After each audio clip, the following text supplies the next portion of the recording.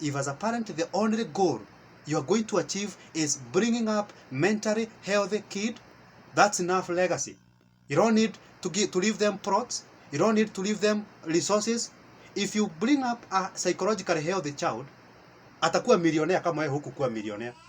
Lakini patia mtoto wako 1 million na wasichana anaonaga tu skati hivi, anaanza kumwaga mate na jasho. Hiyo 1 million umemwachia, hata before uziko itakuwa imeisha. Juu atasherekea kifo chako na wasichana 20. How can I make sure that my kids are going to have a happy life? Make sure that yourself, you are living a happy life. That's the most guaranteed way that your kids are going to live a happy life. If as a parent, you are living a happy life. How am I going to make sure that my kids are going to be obedient? By being obedient as a parent. How am I going to make sure that my kids are living a mentally healthy life? By living a mentally healthy life. Because they are going to follow into your footsteps. So don't tell them that drugs are not good while you are using them. Don't tell them that kids, I want you to live happy lives while your marriage is a chaos. Your marriage is Hutu na Tutsi. It's a crime scene. So you make sure that as a parent, you are living your best life.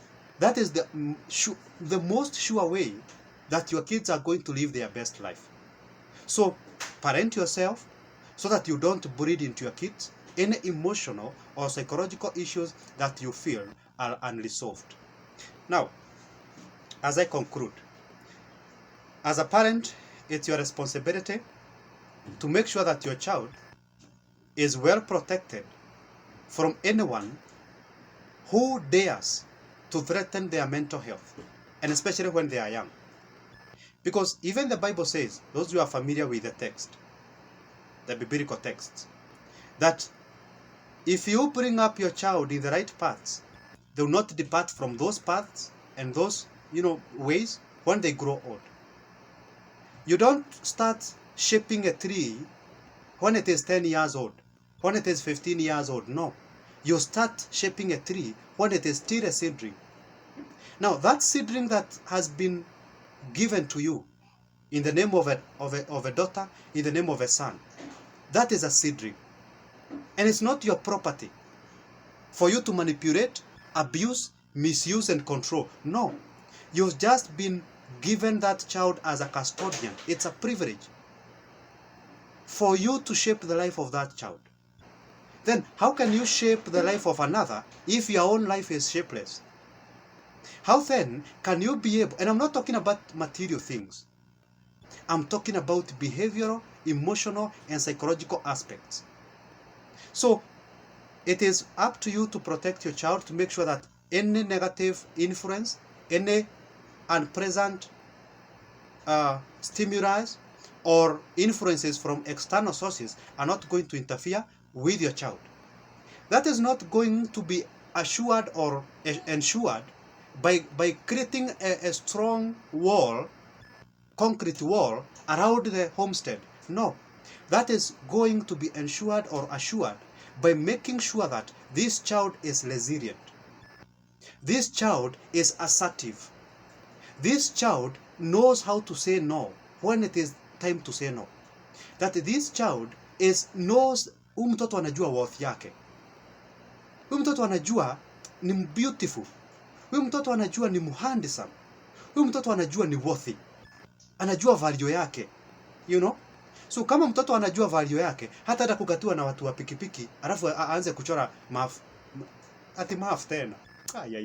Sasa huyu Kikuyu nawe itaniua. Ati maafu. Si maafu ni map.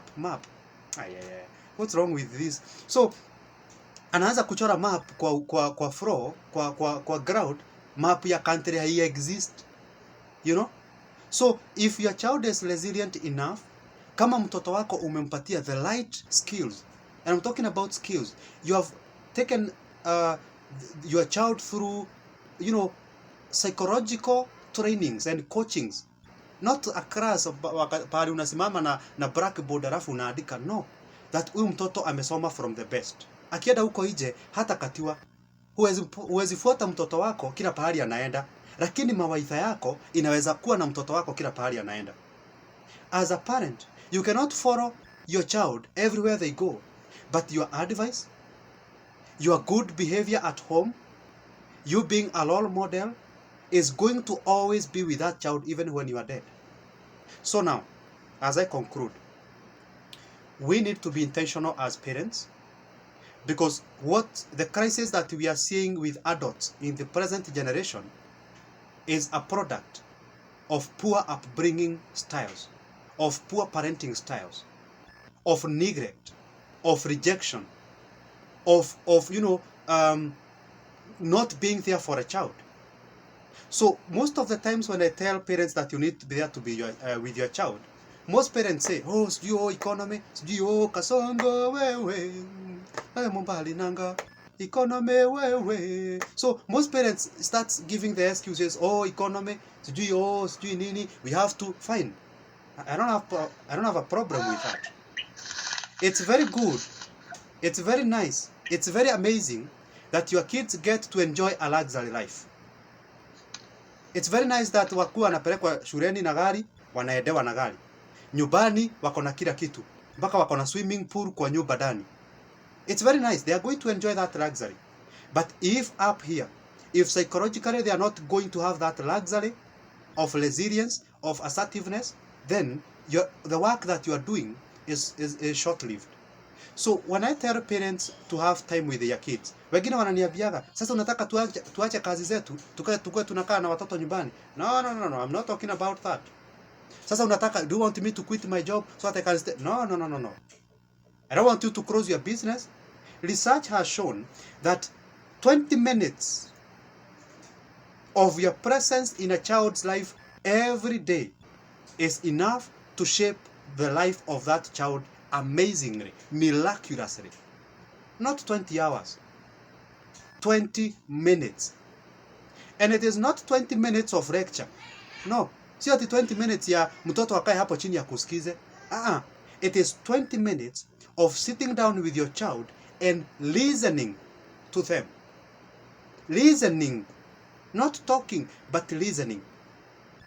Because before you give your child an advice, you want to be sure that the advice you are giving is appropriate. That the advice you are giving is solving the problems that the child has. But most of the parents, because anasema mimi nimeishi, I'm older than you, na unajua, because I've lived longer than you, so I know better than you. But wait, dad, wait, mom, you did not live in the 21st century. You did not live in the era of social media criticism. You did not live in the media of the highest level of competition in the media and everywhere. You did not live in the 21st century. Fine, some of your life experiences, your own life experience may apply, but not all of them. So before you lecture me, mom, before you lecture me, dad, please listen to what is going through within. Listen to what is going through in my life. Kwanza nisikize, niulize ni shida gani niko nayo. Niulize ni nini inaendelea kwa maisha yangu. So it is 20 minutes of active listening, not active talking. Active listening. Sit down. Just start a simple conversation. My daughter, umeshida aje? Mumekula. Ile kazi nilikuwa nimewaachia mfanye, mumefanya. And then unadhuru ka nini hapo? Kanaitwa kanini? Inakuja alafu inapotea. You throw like a gratitude hapo. Unamwambia, by the way, I'm so grateful. Venye siku hizi nimeona ukifanya vitu hapa nyumbani, you are really behaving well. You are really maturing. You are becoming a big girl. Naona ukijihado vizuri hapa. And then after sasa umemrushia hako ka compliment. Yes, ni compliment. Umemrushia ka compliment, sawa. Sasa umeufungua mlango. And then now you are like, by the way, unajua nimeona umeanza kumea tu vitu kwa kifua kama ni msichana. Unajua nimeona umeanza kumea tu vitu kwa kifua. Plus, unajua wanaume nao si wachache. So by the way, kuna kajamaa kana kukatia huko nje. Like as if it's a joke, but you are very keen not just on what the daughter is going to say, but even the facial expression, venye ataji express. Akianza kuchora map, akianza kuchakachaka kuangalia kado, ujue hako kako, kamutu kako. Sasa ukijua kamutu kako, sasa anza kumpea advice. Venye atajiprotect, venye take care of herself, ndio asipatwe na 1 2 3. Lakini sasa usianze kupea mtoto wako advice ya boyfriend, na hata hajui boyfriend ni nini. So you give the age-appropriate advices, but these age-appropriate advices will come in, first of all, when you have enough time to understand what your daughter is going through, what your son is going through. So please, parents, let us be very intentional in our parenting. This is an amazing experience we have. Let us not mess it up, please. If you're a parent and you have been gifted with a child, please don't mess it up. Be intentional. Do a good job. If the only achievement you're going to have as a parent is bringing up mentally healthy kids, that's enough. That is enough. Because from this mentally healthy child, there's going to be a million other mentally healthy generations. So what I'm saying is, if as a parent, the only goal you're going to achieve is bringing up mentally healthy kid, that's enough legacy. You don't need to leave them plots. You don't need to leave them resources. If you bring up a psychologically healthy child, atakuwa millionaire kama wewe hukukuwa millionaire. Lakini patia mtoto wako 1 million na wasichana anaonaga tu skati hivi, anaanza kumwaga mate na jasho. Hiyo 1 million umemwachia, hata before uziko itakuwa imeisha. Juu atasherekea kifo chako na wasichana 20. But the moment you give your child the right behavior, the right mental state, you have nothing to worry about even when you die, because unajua huyu nimemwachia treasure ya kukua psychologically healthy, ata make the right choices, ata make the right decisions, so you know your child is safe. Back to you, Irene. Thank you so much, Abe. That was a very profound session we've had tonight, and we can even tell through the level of engagements we've had, especially on the comment section.